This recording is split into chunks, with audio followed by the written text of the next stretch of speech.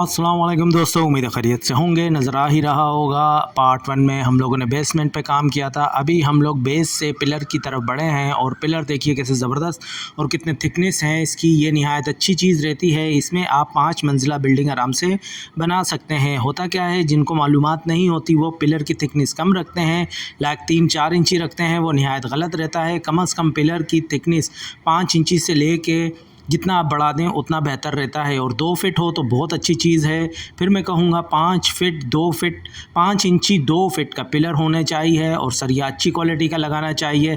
जैसे ये आपके सामने स्ट्रक्चर बन रहा है, इस पे आसानी 5 मंजिला बिल्डिंग बन सकती है, क्योंकि सारा लोड पिलरों पे आता है। इसके बाद हम C2 डालेंगे और ये नहायत अच्छी चीज़ रहेगी। ये आपके सामने नज़र आ रहा होगा दोस्तों आपको किस कदर ज़बरदस्त और बेहतरीन काम हुआ है। ये नहायत अच्छी चीज़ रहती है।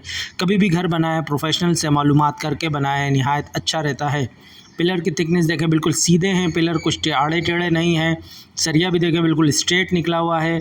तो काइंडली इस चीज़ की तरफ ख्याल रखें। और इसकी भराई कर दी गई है। अभी हम लोगों ने इस पर तराई की है ताकि नहायत बेहतरीन रहे और मीठे पानी की तराई किया करें।